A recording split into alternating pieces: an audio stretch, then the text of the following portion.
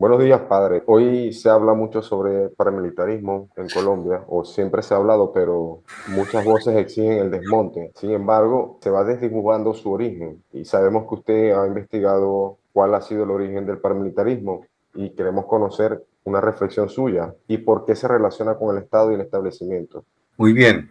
Sí, yo siempre en todos los artículos y las charlas he ido demostrando que hay dos versiones sobre el origen del paramilitarismo. Una es la versión oficial, lo presentan siempre como una especie de reacción de los gremios más adinerados, como los ganaderos, los cafeteros, los bananeros, en fin, que se sentían amenazados por la existencia de las guerrillas y que entonces habrían decidido constituir ejércitos privados más o menos en los años 80.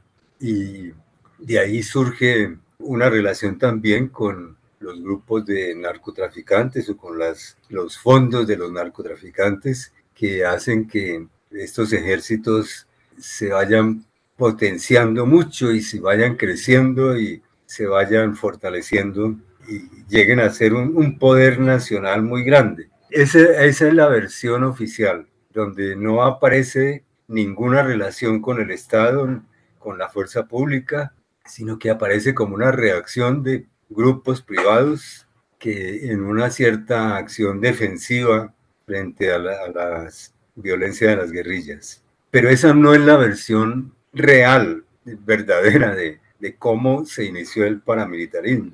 Lo que hemos logrado investigar y con documentos muy contundentes es que el paramilitarismo viene de mucho antes y viene impuesto por los Estados Unidos en el año febrero del año 62, incluso antes de que nacieran las guerrillas conocidas más en esta historia como el ELN, las FARC, que nacieron en el año 64 y de ahí en adelante. En el año 62 vino una misión norteamericana del ejército norteamericano, comandada por un general William Yarborough, de una escuela que se llamaba Escuela de Guerra Especial, que funcionaba en Fort Bragg, en Carolina del Norte, en Estados Unidos. Esa misión tenía el objetivo como de eh, analizar la situación de seguridad y defensa de Colombia y de otros países de América Latina. Ellos estuvieron aquí en febrero del año 64. Cuando se fueron, ellos dejaron una serie de documentos secretos que durante muchos años no se conocieron. En esos documentos había un eje principal y era la orden, porque en ese tiempo pues toda el monitoreo de la parte de seguridad o la parte militar en Colombia y en casi todos los países de América Latina la definían los Estados Unidos. Entonces, ellos dejan estos secretos donde el eje principal es que inmediatamente se tienen que comenzar a organizar grupos mixtos de civiles y militares y que el objetivo de esos grupos de civiles y militares era precisamente para contrarrestar y eliminar los grupos simpatizantes del comunismo, con esas palabras describen.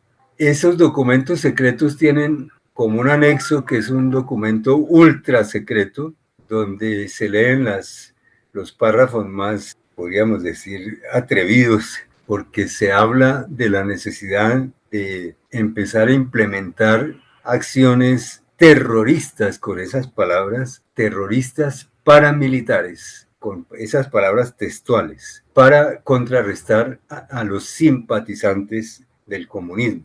Los simpatizantes del comunismo en esa época pues había unas reuniones de los ejércitos americanos en que se fue desarrollando lo que se llamó la ideología de la seguridad nacional o la doctrina de la seguridad nacional, donde propiamente se consideraba comunismo el sindicalismo, la organización campesina, incluso en una de esas actas se considera que la teología de la liberación era parte del comunismo. Entonces, para ellos el concepto de comunismo era supremamente amplio y estos grupos mixtos civiles y militares, que son el origen propiamente del paramilitarismo, porque allí se rompe un principio que los mismos Estados Unidos habían impuesto en los ejércitos americanos, que era el monopolio de las armas por parte de los ejércitos.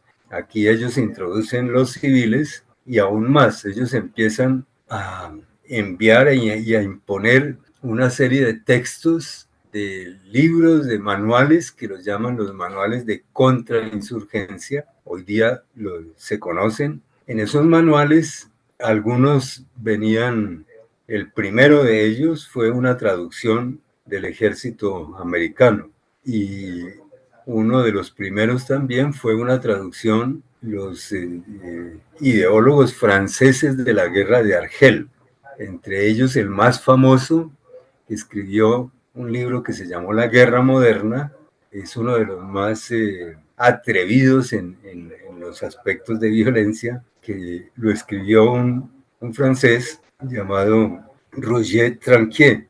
Fue el ideólogo no solamente de la guerra de Argel, sino de la guerra de Vietnam también. Y ese manual de la guerra moderna pues inspiró y tuvo edición traducida aquí en Colombia, y fue como uno de los textos claves del ejército. Entonces, eso fue alimentándose por una serie de manuales de contrainsurgencia, pero eso tenía un cierto carácter secreto, porque no se hablaba propiamente de estos grupos mixtos.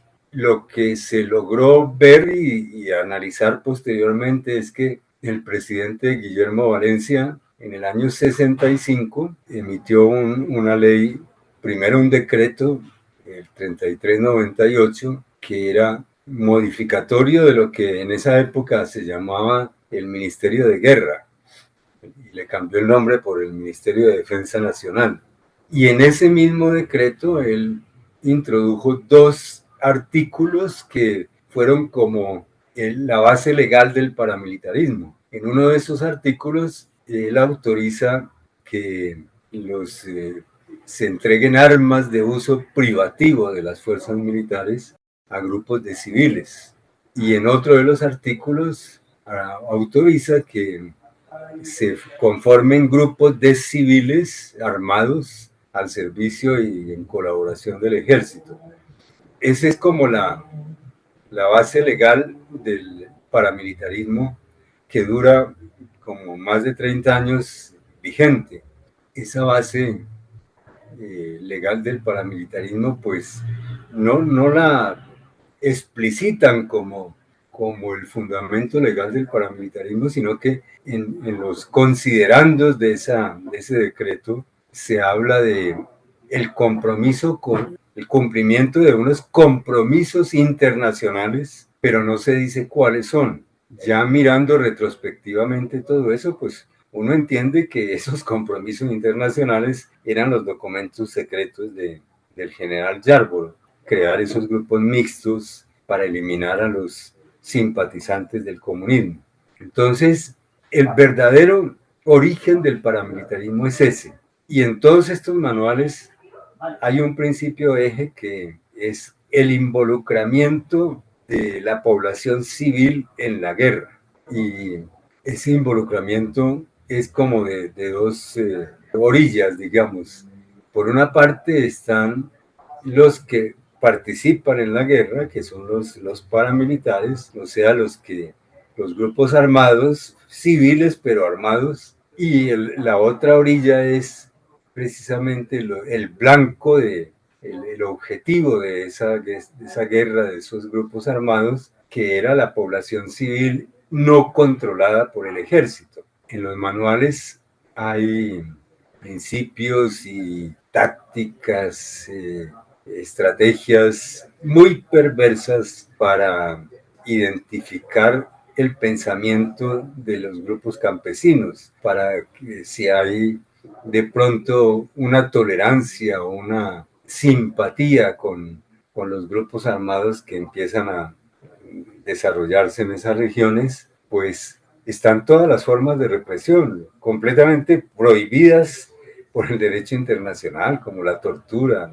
la eliminación de personas, los desplazamientos, de las destrucciones de viviendas, de cultivos, etc. Entonces, el verdadero origen del paramilitarismo y del paramilitarismo más brutal hay que buscarlo allí, en estos informes secretos del general Yarborough, que se prolongan como 30 años, porque empiezan en el año 62 y por allá en el tiempo del presidente Barco, cuando ya las acciones de los grupos paramilitares son supremamente escandalosas y hay poblaciones que están protestando fuertemente. El presidente Barco toma una decisión de eliminar esos dos artículos del decreto 3398 del 65, que además después en el 68 se había convertido en una ley permanente, pero los elimina muchos años después de que han hecho desastres. Y la Corte Suprema en ese mismo año, la Corte Suprema también deroga esos dos artículos que le daban el piso legal al paramilitarismo. Ahora, esa especie de supresión del fundamento legal del paramilitarismo dura muy poco, porque ya esto era como al final del gobierno de Barco, y después viene el gobierno de Gaviria, en que Gaviria ya se ingenia otra manera de darle fundamento al paramilitarismo, y es que, pues como los paramilitares que antes inclusive intervenían en el Parlamento reconociendo que ellos actuaban en los grupos paramilitares y citaban como fundamento legal el decreto o la ley 48 del 68. Sin embargo, quedan sin piso y sin fundamento legal. Entonces, Gaviria se ingenia una manera de crear otra ley, otro tipo de ley distinto, que era empresas de seguridad privada. Y en esas empresas de seguridad privada, él vincula a muchísimos ex militares y ex policías y ex paramilitares. Entonces, ese es como otro camino legal que él encuentra para sustentar el paramilitarismo, y eso ya es como hacia el final de su gobierno, pero cuando comienza el gobierno de Samper, se apoya en esa misma ley de Gaviria para crearlas convivir, y las crea simplemente por una especie de resolución en que crea las empresas de seguridad rural convivir, y para todo el país eso fue evidente, de plena evidencia, que ese era el nuevo vestido de los paramilitares, porque esas convivir pues hicieron atrocidades en todo el país, y todo el mundo sabía que eso era una fachada, la seguridad rural de las convivir. Incluso ahí se impone ahí se impone una estrategia, y es que las convivir, en eso tuvo mucho que ver el gobernador de Antioquia, Álvaro Uribe, que fue el que más número de convivir creó en su departamento, pero se impone como una norma, pues no escrita, sino una norma implícita, que eran los miembros de las convivir, y en general los paramilitares de esa época no se identificaban con documentos de identidad, no llevaban cédula, y siempre utilizaban un alias, un nombre falso. Y cuando solamente llevaban un carnet, que era el carnet de las convivir, y ese carnet les permitía pasar por todos los retenes militares y policiales con sus armas. Por eso, en esas grandes masacres de esa época, pues las convivir pasaron legalmente, bueno, legalmente entre comillas, las armas por todos los retenes para poder hacer las masacres. Ahora, cuando ya viene el gobierno de Uribe, bueno, antes de eso yo creo que hay que mencionar un momento que es en ese final del gobierno de Samper, pero llega un momento en que el paramilitarismo, ya muy ligado al narcotráfico, porque se ha ligado ya en muchas regiones con el dinero del narcotráfico, y por lo tanto han podido adquirir vehículos muy modernos, medios de comunicación muy modernos, en fin, se han ido convirtiendo en un gran poder empresarial. Entonces llega un momento en que la misma clase empresarial tradicional del país entra en pánico. Y ese más o menos, yo recuerdo y lo tengo copiado, el diario El Tiempo, el 26 de septiembre del año 2004, sacó un gran titular y con varias páginas de desarrollo que se llamaba La paramilitarización de Colombia. Y se notaba en todo el desarrollo de los artículos una especie de pánico de la clase más rica del país, porque ya en ese momento habían descubierto que ellos ya no eran los más ricos, que realmente los más ricos eran. Queda muy claro lo del origen y el contexto en que surge el paramilitarismo. Incluso se entiende la relación con la política de seguridad, con la doctrina de seguridad nacional de los Estados Unidos, que no solamente tiene que ver con aquello que también se ha impuesto históricamente de una respuesta contra insurgente. A su criterio también hubo una especie de doctrina contrasocial para acabar con el tejido social, o por lo menos con aquellos que no cabían dentro de los cánones del establecimiento colombiano, porque hasta ahora nos ha dado todo un contexto de cómo surge, de cómo opera, cómo se sustenta, y por supuesto queda muy clara la relación con el Estado, pero entendemos que también fue una política social para acabar con el tejido social. Eso es cierto. Eso es evidente cuando uno lee estos manuales que se llamaron de contrainsurgencia, que fueron progresivos. Yo creo que han emitido por ahí 6 o 7 manuales que los van actualizando. Y uno de las fallas de todos los últimos gobiernos es que esos manuales no los han derogado oficialmente. Los ministros últimos de defensa dicen que sí, que eso ya no existe, que el paramilitarismo ya no existe, pero esos manuales siguen vigentes. Yo tuve una experiencia personal por allá, creo que fue en el 2010. Había un manual que era uno de los más atroces, que fue tal vez el primero redactado en Colombia, y yo quise tener ese texto. Y según dos leyes de Colombia, pues que regulan los documentos secretos, los documentos que son del Estado, que no pueden durar más de 30 años como secretos. Yo me apoyé en eso y pedí que me dieran acceso a ese manual. Yo conocía unas partes de ese manual, incluso habían organigramas donde estaban los grupos paramilitares allí incluidos. Me lo negaron en todas las instancias, en el Ministerio de Defensa, después de poner tutelas, de llegar al Consejo de Estado, en todas las instancias me lo negaron. Y cuando, en la última instancia, cuando ya esto estaba en el Consejo de Estado, el mismo Consejo de Estado le hizo la pregunta al Ministerio de Defensa, ¿por qué se negaban a dar una copia de ese manual? La respuesta fue increíble, diciendo que era que todavía estaba vigente. Y esto era como en el 2010, más o menos. Entonces, y vigente cuando en algunos de esos capítulos estaban unos organigramas gráficos donde estaban allí los grupos paramilitares. Sin embargo, a pesar de esta explicación que usted da, y que es una claridad que hemos tenido gracias a los documentos y las investigaciones que ustedes han llevado a cabo, el uribismo, digamos, como grupo que manejó el Estado, o que maneja todavía parte del Estado, se encargó de decir que el paramilitarismo llegó a su fin. Y eso fue parte como de una campaña con el proceso de justicia-paz. ¿Qué pasó después de ese proceso? Hubo una política de blanqueamiento del fenómeno paramilitar y de ocultamiento de los responsables.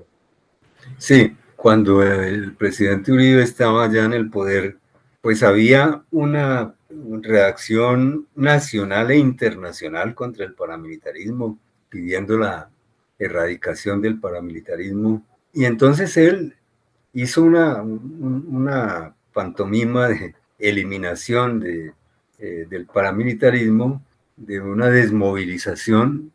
Hizo unas ceremonias de desmovilización que inclusive muchos periodistas que le hicieron seguimiento a eso llegaron a la conclusión de que muchos de esos grupos, inclusive en Medellín eso fue muy común, propiamente no eran paramilitares, sino que eran muchachos reclutados al último momento por algunos, sí, líderes paramilitares, que les ofrecían un salario durante un año o algo así, pero a esos muchachos les daban un uniforme nuevo, un arma nueva, no propiamente ellos tenían que darle más de la mitad del salario que les pagaban por la desmovilización, se lo tenían que dar a sus jefes, a los que los reclutaban. Y esas ceremonias fueron acompañadas por la fiscalía en que digamos, después de la ceremonia de desmovilización, la fiscalía investigaba, entre comillas, a todos los desmovilizados, pero ellos, como nunca habían utilizado su propio nombre, sino un alias, ese alias no estaba reseñado en los anales de la fiscalía. Entonces, aparecían como completamente inocentes, sin ningún cargo penal, y después de la ceremonia podían irse a sus casas tranquilamente porque la fiscalía no encontraba de qué acusarlos, porque su nombre verdadero nunca lo habían utilizado. Y lo que figuraba en los archivos de la fiscalía eran los alias. Entonces, y los alias, pues ellos no, en ese momento ya no los utilizaban. ¿Cuál fue la estrategia del presidente Uribe para esa desmovilización? Yo creo que primero, recuerdo que al día siguiente de su posesión como presidente, se fue a Valledupar a inaugurar dos redes, las redes de informantes y las redes de cooperantes, en que él comenzó a vincular de una manera legal, entre comillas, porque eso tampoco era muy legal, a muchos jóvenes que habían sido paramilitares. Entonces fue creando esas dos redes grandes, pagadas. Inclusive yo recuerdo las intervenciones de la ministra de Defensa, Marta Lucía Ramírez, en que ella, sin ningún escrúpulo, daba las cifras de los miles de millones que estaba gastando en armas para esas redes de informantes y de cooperantes. Entonces, Uribe lo primero que hace es crear un nuevo espacio laboral para los que se van a desmovilizar en esas falsas desmovilizaciones que lideró Luis Carlos Restrepo, que ahora es prófugo de la justicia precisamente por todas las trampas que hizo en ese momento. Entonces, una primera medida fue crearles un nuevo espacio laboral para que ellos se desmovilizaran aparentemente y se vincularan a estas redes. Pero las redes fueron una de las estrategias, porque él también empezó a crear una serie de empresas como las de La Palma en varios departamentos para vincular a estos ex paramilitares. Luego hizo la ley de justicia y paz, o mejor dicho, fueron dos leyes. Una ley que era pensada para los paramilitares que no eran conocidos, cuyos nombres la sociedad no los conocía, que eran anónimos, eran los paramilitares que siempre habían utilizado el carnet para pasar por todos los retenes, que nunca utilizaron su nombre, en fin, y eran las leyes 782 con un concepto de la amnistía bastante generoso que les permitía prácticamente un perdón inmediato para vincularse a esas empresas y a esas redes nacionales. Y luego la otra ley, que fue lo que llamó de justicia y paz, que esa sí era para los paramilitares conocidos, fue la que se llamó de justicia y paz irónicamente, y con esa vinculó a los paramilitares que sí eran conocidos por la sociedad, tipo Mancuso, tipo Los Castaño, en fin, y empezó a negociar con ellos en Santa Fe de Ralito, haciendo como una negociación de rebaja de penas bastante drástica, procedimientos judiciales muy benignos, de corto plazo, que eran muy favorables a estos paramilitares. Ahí la última estrategia que él quiso implementar fue convertir el delito político, el delito, digamos, de paramilitarismo en un delito político, en un delito de sedición. Eso sí se lo trancó la Corte Suprema. La Corte Suprema no le admitió eso porque eso realmente era demasiado atrevido.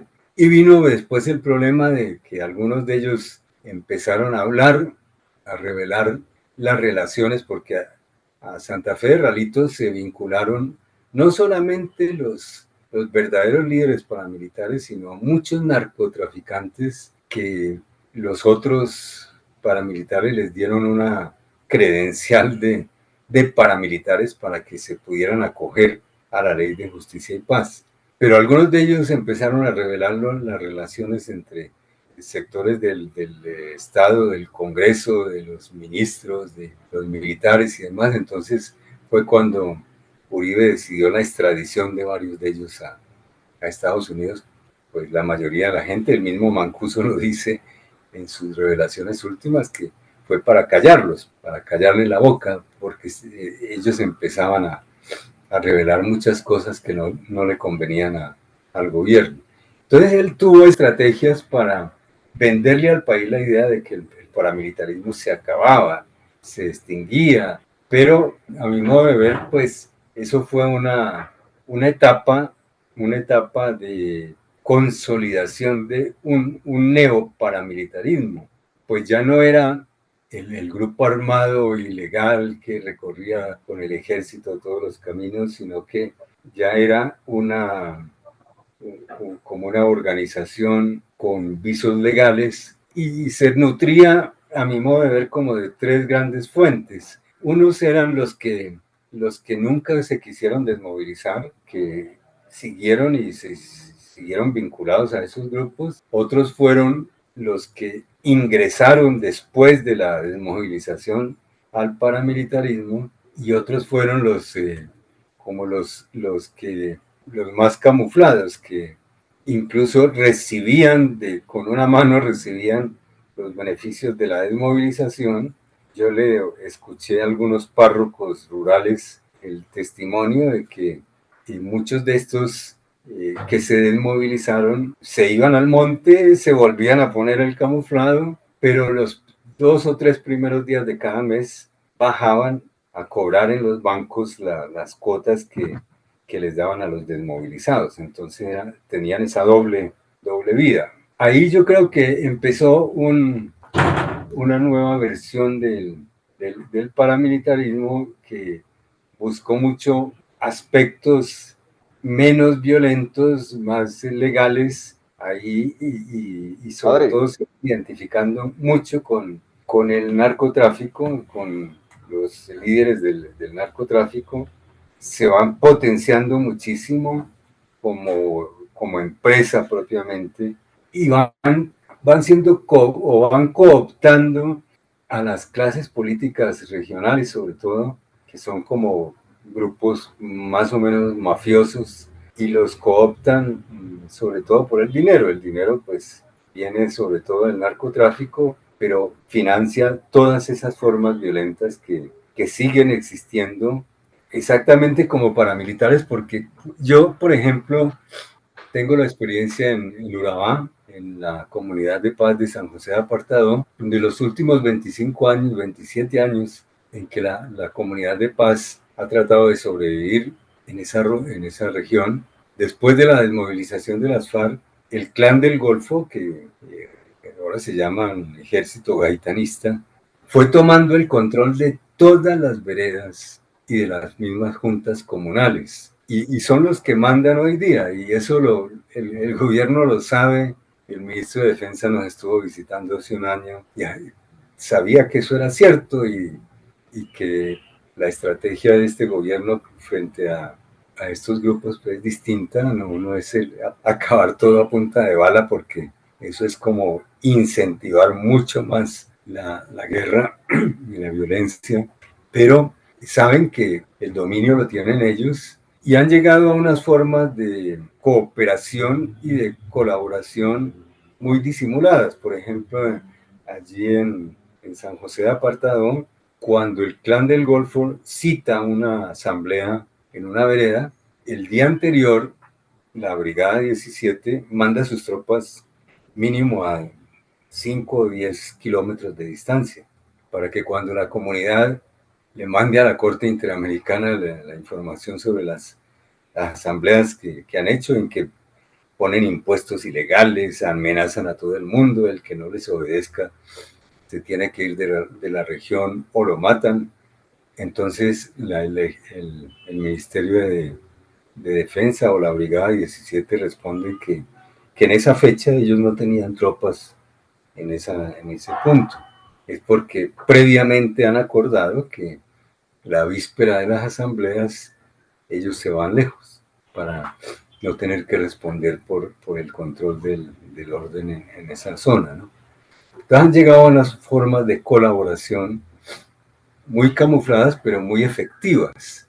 Y, por ejemplo, la convivencia en el caserío de San José de Apartadón, la convivencia, allí está toda la plana mayor del paramilitarismo de la región, que además están bien pagados. Y allí hay una base militar que fue construida con una cadena de crímenes, empezando por asesinar a la familia poseedora de ese lote y cambiarle y negar las escrituras que la familia tenía. Eso está ahora en manos de estas unidades de restitución de tierra, pero todos sabemos que eso va supremamente lento y también con muchas formas de corrupción. Hasta ahora quedan dos ideas clave de esta última intervención que hace. Una es que hubo un proceso de reconfiguración desde el Estado y no desde el paramilitarismo con la era Uribe, que permitió, por supuesto, que hubiese un replanteamiento. Pero continuó la violencia hacia el tejido social de otra manera. ¿Cómo continúa esa violencia? Sí, es una violencia que los que vivimos esa época de los años 70 y 80, pues eso era un baño de sangre aterrador, aterrador de todos los días. Hoy día los mismos paramilitares le dicen a la gente, no, es que nosotros no venimos a matar ya, pero vienen a controlar todo, ¿no? Es una muerte también a cuentagotas, porque el que no obedezca o se va o se muere. Esta semana anterior nos mataron otras 2 personas en la comunidad de Paz, porque no dejaban pasar una carretera que era completamente antiecológica y ilegal. Entonces, el dominio, el control del paramilitarismo hoy día, pues no solamente en Urabá, en muchas regiones es un dominio y un control total. Incluso, padre, si revisamos el mapa, podemos darnos cuenta que el mapa de expansión de las AGC, podemos darnos cuenta o encontramos puntos de conexión con el mapa de expansión de las AUC, desde el Urabá antioqueño, pasando por Córdoba y después subiendo hasta el norte de Colombia. Hoy vemos un mapa parecido. ¿Coincidencia o reciclaje del antiguo proyecto? Sí, eso es un hecho, es un hecho que eso se ha reciclado. En un momento dado, pues las AUC respondieron a un momento en que también hubo una cooperación internacional terrible de Israel y Australia, Inglaterra, que es otra historia que está insertada ahí, porque ellos vinieron a entrenar, un coronel israelí, Yair Klein, que vino él tenía un instituto de entrenamiento de paramilitares en Israel y fue contratado por el gobierno. Yo creo que el presidente Petro, lo ha repetido mucho en los últimos discursos, tiene claro que que en toda esa época el crimen se alió con el Estado y con todas las instituciones del Estado.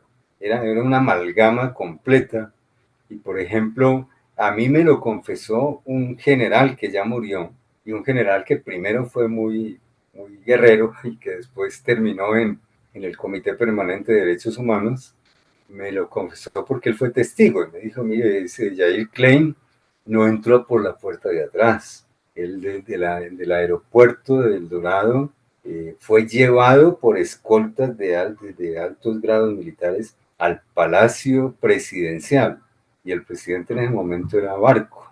Él lo recibió en el Palacio Presidencial y del Palacio Presidencial salió escoltado a unas fincas del Magdalena Medio donde entrenaba a paramilitares que en ese momento, que fue cuando se constituyeron las AUC, que era como una especie de alianza de grupos que se habían ido formando en diversas regiones, los de Carranza, por ejemplo, en el Meta, en el Guaviare, Casanare, los del Magdalena Medio, los del Cesar, los de la parte de el Pacífico, y se juntaron todos, mandaron delegados y esos fueron los que entrenaron los israelíes y australianos y ingleses.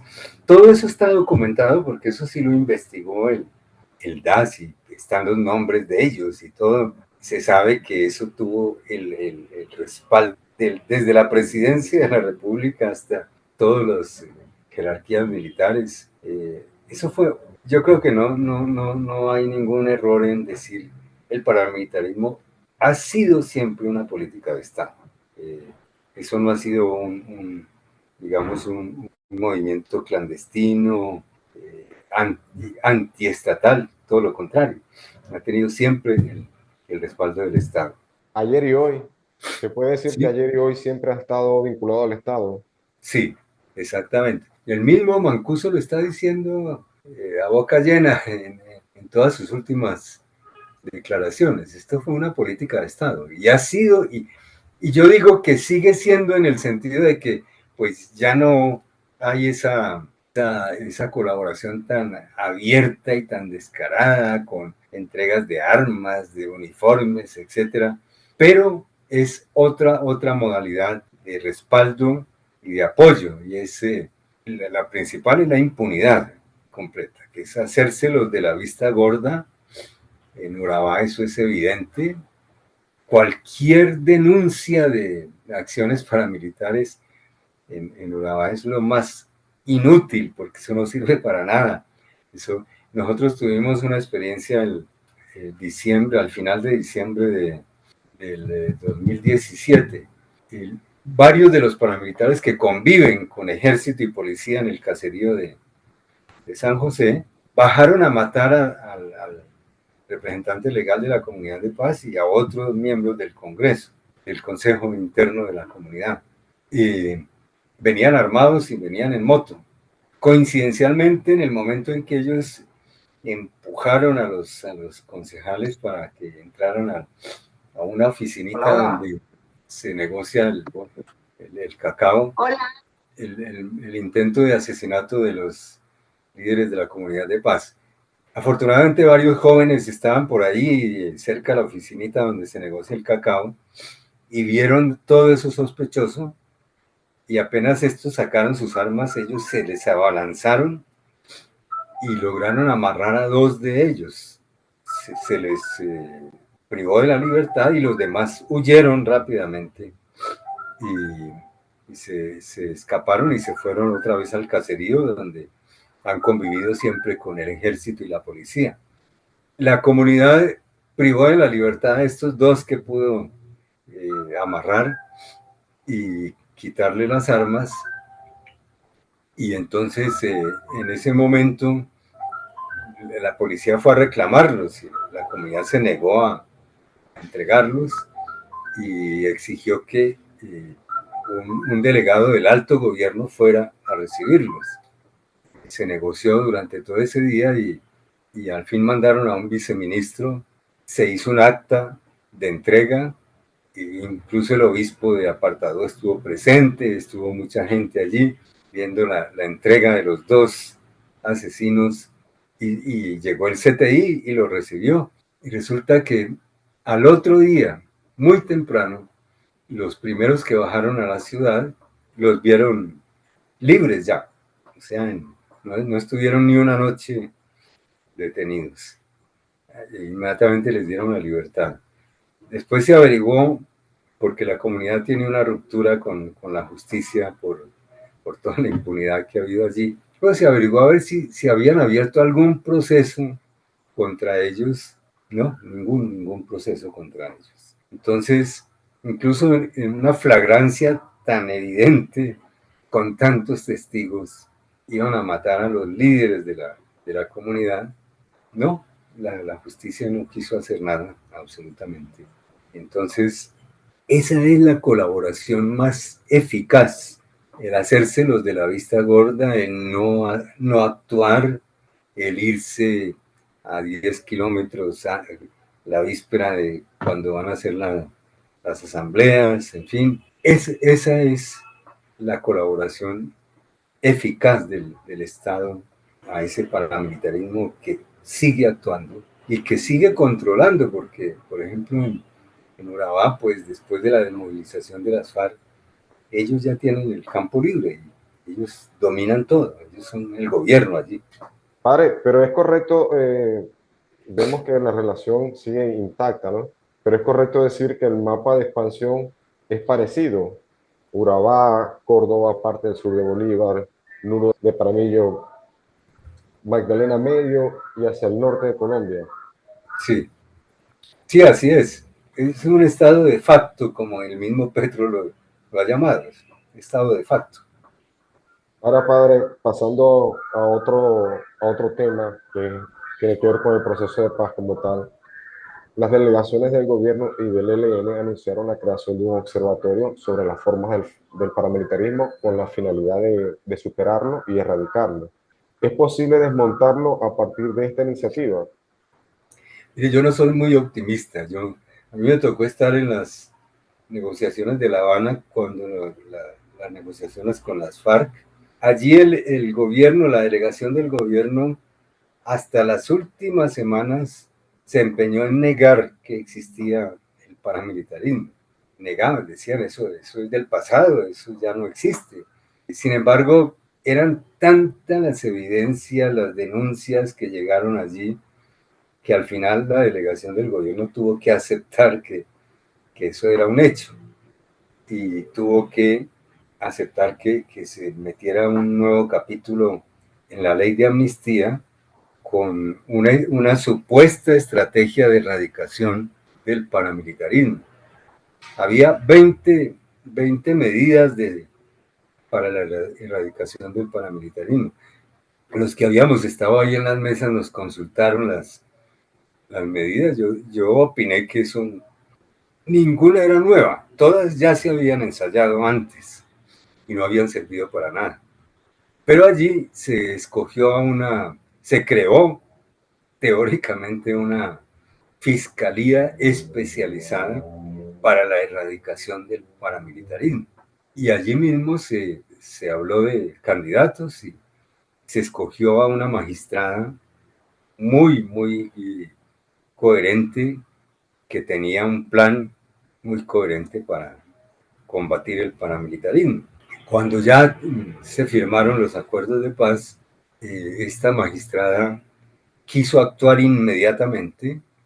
Hubo una masacre en el Cauca y ella se fue por su propia cuenta, incluso pagando sus pasajes, se fue para el Cauca a mirar qué era lo que había pasado allí. En ese momento el fiscal general de la Nación era Néstor Humberto Martínez. Inmediatamente la llamó por teléfono y le dijo: ¿usted qué está haciendo allá sin permiso? Ella le dijo: no, a mí me dijeron en La Habana que yo era independiente para poder actuar con libertad. Y él le respondió: no, de ninguna manera. Usted no puede ser independiente, usted depende de mi oficina.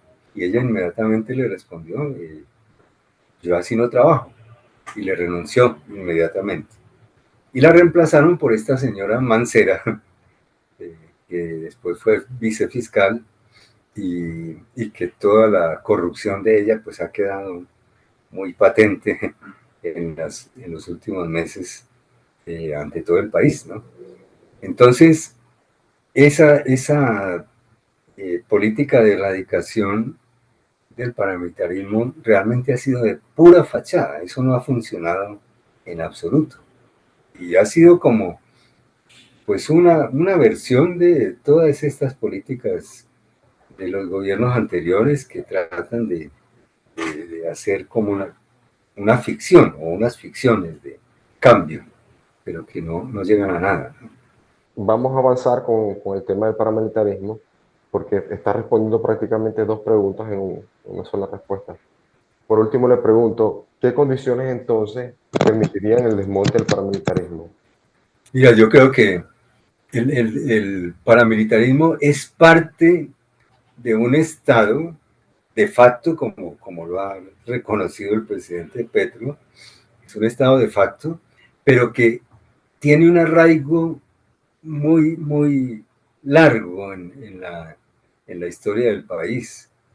Esto, como les decía, esto se inició en los años 60 con todo el respaldo no solamente de los gobiernos colombianos, sino imposición de los Estados Unidos, que son los que han monitoreado desde los años 50 toda la política de seguridad del Estado. Entonces, ellos han impuesto ese modelo, es el modelo paramilitar. Y todos los gobiernos anteriores han ido creando ese estado de facto que incluye pues esas formas de paramilitarismo y que a mi modo de ver pues han ido creando una antiética de largo aliento hacia atrás, que han ido creando una especie de, no solamente Estado, sino una sociedad con principios completamente antiéticos que ya ha aceptado esa forma de Estado de facto. Entonces yo creo que erradicar el paramilitarismo no es combatir a unos grupos armados que están en determinadas regiones, sino que, por ejemplo, el cambio en la fuerza pública tiene que ser mucho más radical de lo que ha intentado este gobierno, ¿no? Por ejemplo, un solo detalle, los 7 manuales de contrainsurgencia que son criminales en todo su contenido, no los han derogado oficialmente. Teóricamente están vigentes, como me respondieron en el Ministerio de Defensa en el 2010. Entonces, y es que no solamente están vigentes porque estas autoridades los han sostenido, sino porque uno ve que la oficialidad y la base de la fuerza pública, los soldados que se pasean por todas estas veredas rurales, ellos han introyectado tan profundamente esa doctrina, que es la doctrina del enemigo interno, la doctrina de la seguridad nacional, que eso hace parte de su manera de pensar más profunda. Y eso no se erradica así de la noche a la mañana. Yo creo que sin una transformación muy de fondo de toda la ideología, de toda la manera de pensar, de erradicando todos esos manuales y toda esa legalidad que viene de atrás, transformándola, el paramilitarismo va a seguir. Muy difícil erradicarlo simplemente combatiendo unos grupos que, bueno, ya tienen armamentos y tienen toda una estrategia, pero que Sí, ya incluso gran parte de la sociedad se ha ido adaptando a ellos. Uno lo ve en Urabá, las juntas comunales, las juntas comunales. ¿Quiénes nos mataron a los últimos compañeros de la comunidad de paz la semana pasada? Las juntas comunales. si entendimos bien, entonces para usted no es posible un desmonte del paramilitarismo sin la transformación, el cambio de doctrina militar y la política de enemigo interno. Entonces, tocando todos estos temas, recientemente las AGC y ahora EGC y las autodefensas conquistadoras de la Sierra Nevada han reclamado estatus políticos para negociar la paz. ¿Usted piensa que habría que reconocerle este estatus o cuál es el balance de que tiene al respecto? No, pues un estatus político, no, sería bueno escuchar las últimas exposiciones del presidente Petro cuando ha abierto estos campos de diálogo, de negociación con todos estos grupos. Él ha sido muy claro en decirles qué es lo que ustedes están buscando. Una cosa son los objetivos políticos de un cambio social, económico, político, para buscar mayor igualdad, satisfacción de las necesidades básicas de la gente, en fin. Pero lo que se ve como en primer plano es más el afán de mantener una economía muy fundamentada en la droga, ¿no? Y casi que muchas de las guerras que se están librando en la periferia no es por por conseguir mejores condiciones para los indígenas o las comunidades negras, sino para mantener las rutas y disputar las rutas de la droga para poder mantener ese ingreso descomunal que ellos tienen. A la gente, por ejemplo, en Urabá le están pagando salarios altísimos, altísimos, a las juntas comunales, a los que tuvieron mando en la guerrilla y que se desmovilizaron, pero tienen una experiencia militar, le están pagando salarios altísimos, e incluso a los que fueron soldados de base tienen mucho más de un salario mínimo. Entonces, eso es lo que está sosteniendo en este momento, me parece a mí, esa violencia que tiene completamente dominado el país. Sí, padre. ¿Usted qué piensa sobre la reivindicación que tiene, bueno, todo entre comillas, claro, las antiguas autodefensas, ahora ejército, sobre la imagen y memoria de Gaitán? No, eso me parece un abuso aterrador. La historia de Gaitán y la imagen de Gaitán es completamente opuesta a lo que ellos están haciendo, ¿no? Usar el nombre de Gaitán es un insulto y una ofensa demasiado grave. Pues yo lo he conversado también con la familia Gaitán, soy muy cercano a la familia y ellos viven enervados con este uso tan abusivo de la imagen de Gaitán. Eso no tiene nada que ver con la lucha de ellos, ¿no?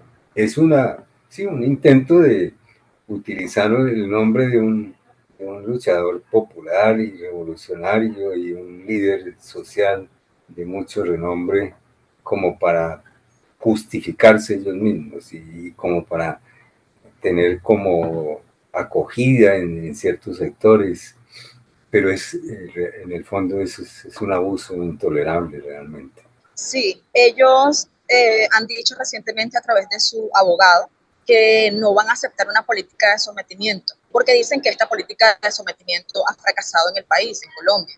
En este sentido, ¿cómo y qué se puede negociar con el actual ejército gaitanista de Colombia? Sí, yo sé que pues la discusión en el Congreso se ha centrado en eso, o es un grupo político con objetivos políticos y entonces la misma Constitución permite el diálogo y la negociación, pero si no es un grupo político, sino un grupo, como decimos, egoísta, con fines egoístas de lucro, no se permite una negociación política, sino más bien un sometimiento a la justicia en que se reconozca que se han cometido delitos y que de pronto lo que se puede lograr son algunas rebajas de penas, en fin. Pero en el Parlamento uno ve que las posiciones están muy radicalizadas y que va a ser muy difícil porque Petro en varias de las intervenciones sobre la justicia tiene una propuesta muy válida, y es que hasta ahora toda la justicia se ha centrado en la venganza, en el aumento de penas y en la manera como el poder político controla el poder judicial, ¿no? Y así se han contemplado como todas las reformas, porque ha habido muchos intentos de reforma a la justicia, pero él lo que propone es poner como eje la verdad. Y todas las estrategias de la justicia, del poder judicial, de los códigos judiciales, han estado diseñados es precisamente para que los grandes responsables, los máximos responsables, queden a salvo. Y solamente se persiga a los autores materiales, a los que disparan, y que además se disgreguen los procesos de tal manera que una masacre, por ejemplo, se parta en una cantidad de delitos, incluso cada uno investigado por una corte diferente o una instancia diferente, y así se diluye completamente la responsabilidad y nunca se llega a la responsabilidad y nunca se llega sobre todo a los máximos responsables, porque los máximos responsables siempre hay una especie de plataforma de violencia y de delincuencia que hunde sus raíces en el Estado. Y eso es lo que la justicia actual no permite llegar allá.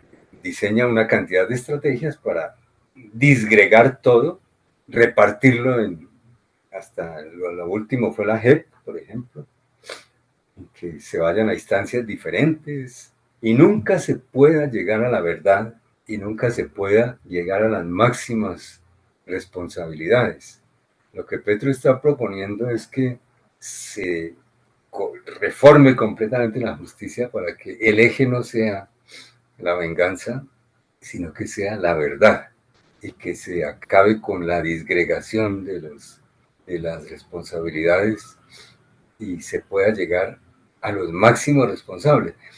La misma negociación de paz con las FARC falló terriblemente en eso, porque el Estatuto de Roma, que es el Estatuto de la Corte Penal Internacional, en uno de sus artículos prohíbe que se eximan de la investigación a los mismos jefes de Estado y a los altos dignatarios del Estado. Y aquí lo primero que hicieron fue exonerar a todos los jefes de Estado de toda investigación. Y por ahí nunca se va a llegar a la verdad. Entonces, sí. la justicia está pidiendo una reforma de fondo.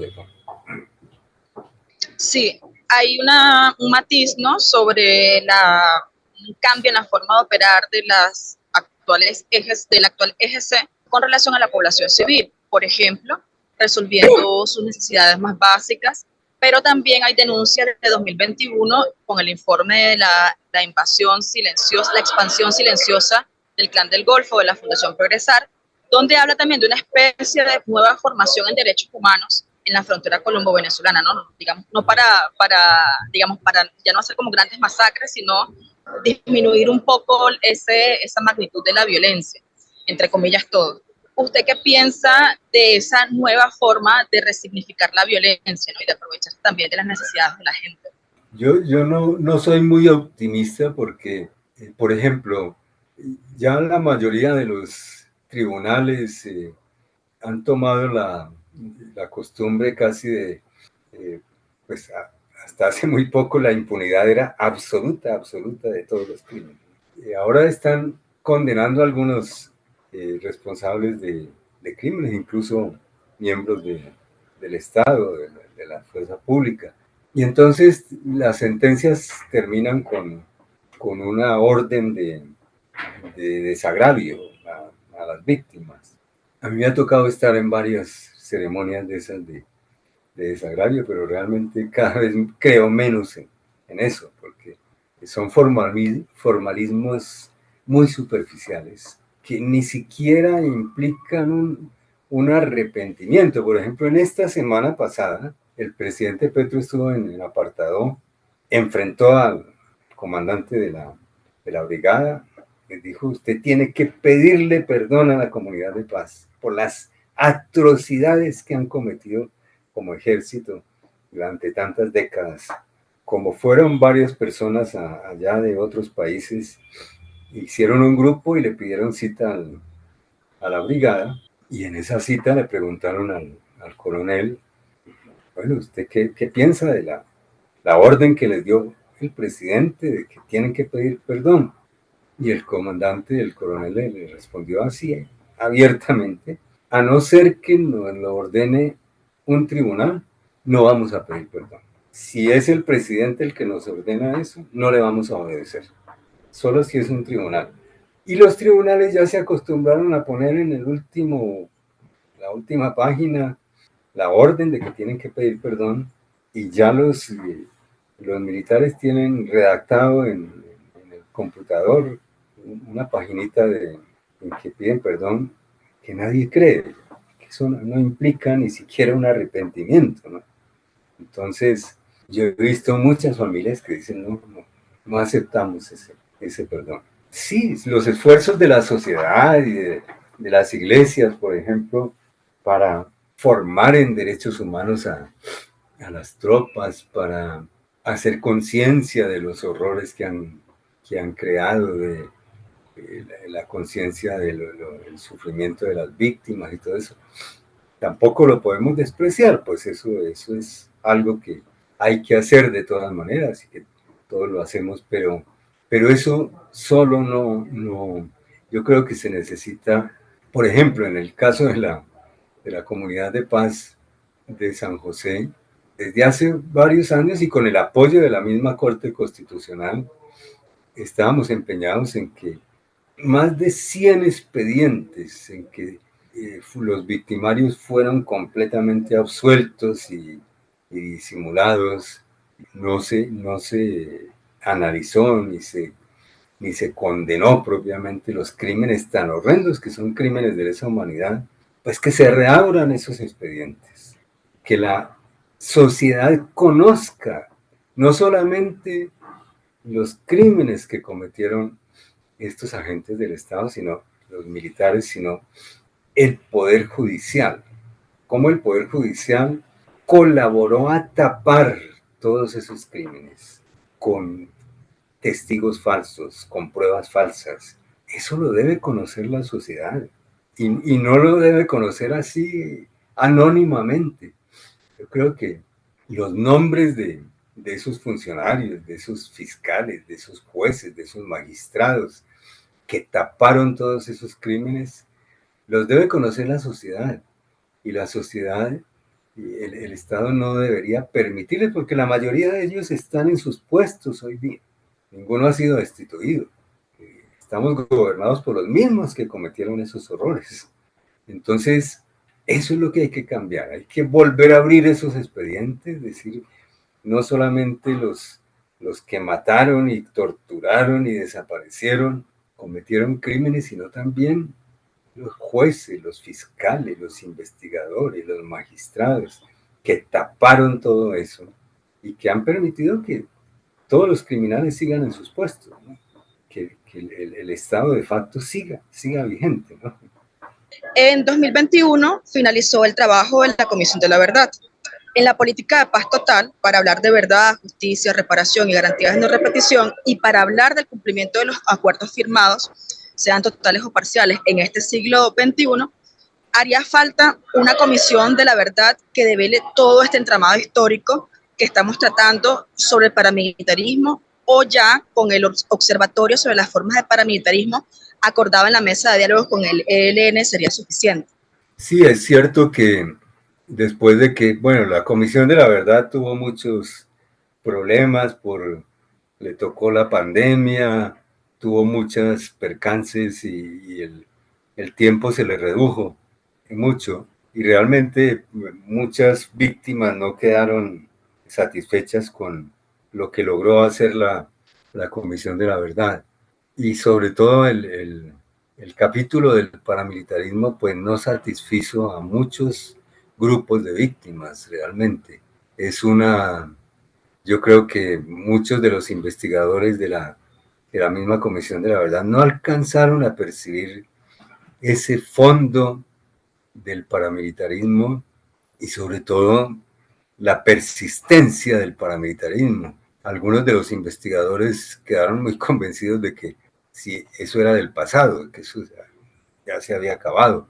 Incluso algunos de los discursos de los expresidentes que pronunciaron ante la Comisión de la Verdad, pues mucha gente no los compartió porque no creía en ellos.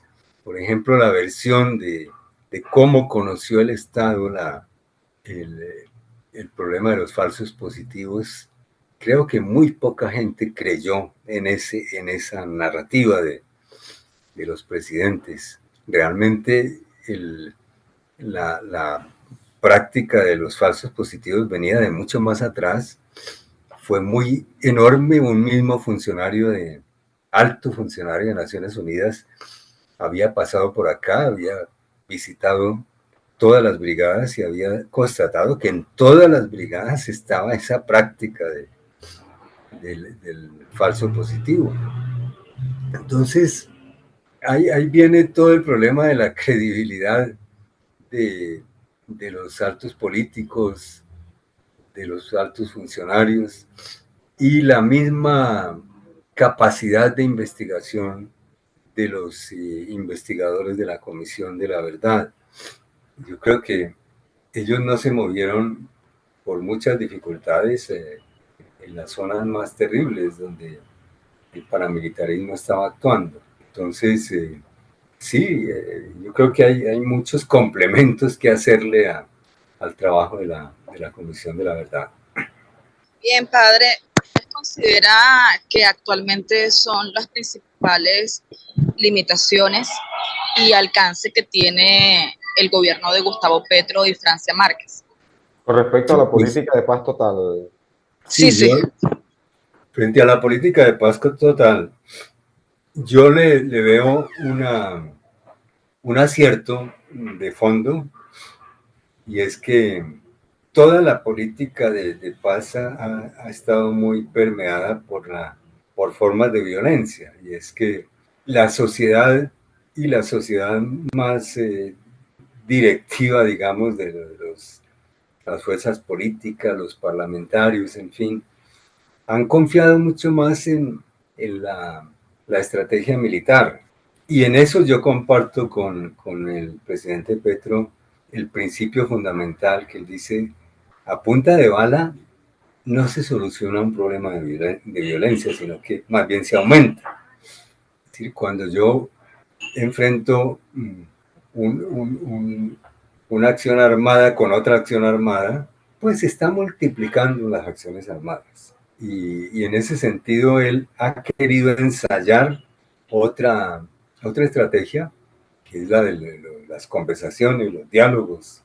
No es nada fácil ni nada corto, eso es de largo plazo, tiene muchas dificultades, pero creo que la otra estrategia de enfrentar a bala los ataques armados, pues lo único que hace es multiplicar la violencia. Y entonces, es ese como el acierto que yo le veo, pero evidentemente eso tiene muchas dificultades y eso es algo de largo plazo, y eso es lo que estamos viviendo con trágicamente, digamos, porque el país está muy convulsionado porque se han multiplicado los grupos, los intereses, las regiones, los intereses regionales, las mafias regionales, en fin. Entonces, no es nada fácil, y yo no tengo otra, como una solución o algo así. Sé que eso es muy difícil. Bueno, al gobierno de Gustavo Petro y Francia Márquez le quedan 2 años, justamente con lo que venimos conversando acá en esta entrevista. ¿Qué crees que puede suceder con estos procesos abiertos, con estos intentos de negociación en estos 2 años que siguen? Y bueno, y qué alternativas también habría, ¿no? Pues yo no tengo un pronóstico, digamos, para este tiempo. Yo sé que ya pronto se va a comenzar la etapa, lo que llaman la etapa de con el sol a las espaldas, porque ya empieza prácticamente la siguiente campaña electoral y que, digamos, las propuestas que este gobierno tenía más, digamos, de diálogo, de concertación y que logró al principio algunos éxitos en algunas reformas de, de los impuestos, en fin. Pero muy pronto eso se fue desmoronando y los intereses contrarios se fueron como incentivando progresivamente, como algunas de las reformas que el gobierno propuso al Parlamento, pues tocaban puntos muy sensibles, la de la salud, los robos tan gigantescos que se le hicieron al Estado durante tantos años. Y en el Parlamento están los beneficiarios de muchos de esos robos. Entonces ya esas posibilidades de concertación se fueron agotando. Y ya los mismos discursos del presidente uno ve que esa concertación ya como que va perdiendo vigencia, ya él va renunciando a los pactos que había anunciado y va como concitando más bien como la protesta, la incentivación de la protesta social. Entonces es muy complicado hacer pronósticos porque pues lo que le dicen los parlamentarios es que la protesta era como para el tiempo de campaña y que ya en el tiempo del gobierno todo se rige es por los acuerdos entre partidos. Y los acuerdos entre partidos se ven cada vez más difíciles porque hay unas contradicciones muy de fondo ahí entre los grupos que están en el Parlamento. Entonces uno no alcanza a ver, yo no alcanzo a vislumbrar cómo va a ser el final de este gobierno. Uno sí ve que hay mucha gente que va descubriendo a través de las denuncias y todo, pues que este país necesita reformas muy de fondo, pero uno no sabe hasta dónde, porque el problema de la propaganda, de los medios masivos de información también es un problema muy serio. Uno ve que la propaganda y la orientación de los grandes medios va en contravía. No sé, yo no alcanzo a prever cómo va a ser el final realmente. A propósito de la próxima campaña presidencial, la derecha está trabajando sobre la desesperanza para vender la solución, el regreso de la seguridad democrática. ¿Cuál es su opinión al respecto? Sí, eso es lo que uno ve, esa es la propaganda que está centrada en eso, en la seguridad, no en la justicia, en la equidad, que han sido como los ejes del gobierno, sino en la seguridad. La seguridad es ante todo individual y agenciada por pues, los medios más poderosos, los grupos más poderosos. Entonces, uno ve con mucho temor lo que se viene realmente en el próximo futuro. Padre, muchas gracias. Bueno, en este programa, con todo esto que hemos hablado y con toda la investigación que usted lleva en sus años, este panorama no parece tener mucha esperanza. Sin embargo, usted es una persona que tiene muy clara la decisión de seguir luchando por este país. Nos gustaría pedirle que para cerrar nos diera algunas palabras para las nuevas generaciones, para nosotros mismos, que ya somos una generación que también ha sufrido directamente estas situaciones, pero también todos los que vienen que a veces se siente que como que no quieren, ¿no? Como que uno ya no siente cómo decirles a los chicos, venga, hagámosle, sigamos luchando porque este país tenga un rumbo diferente. Sí, esto tiene de fondo también una concepción de la esperanza, que yo creo que también la esperanza es mirada desde ángulos muy distintos. Yo hace como 10 años por ahí, o tal vez un poco menos, me habían invitado primero en España y después en Italia a hablar de la esperanza. Y eso me dio pie para hacer una reflexión muy de fondo, porque ¿cómo se concibe la esperanza? La esperanza, digamos, tiene varias dimensiones, la dimensión religiosa, la dimensión cristiana y la dimensión política también, la esperanza política. Y en esas reflexiones y en esas intervenciones que pude hacer en estos países, pues yo propuse mirar de otra manera la esperanza, porque yo creo que la concepción más popular y más divulgada de la esperanza tiene dos columnas que la sostienen, que son el éxito y la recompensa. Y a mí me parece que esas dos columnas, en el fondo, pues pueden acoplarse a un cristianismo popular y todo, pero a mí me parece que no van con el cristianismo de fondo, con el evangelio, ¿no?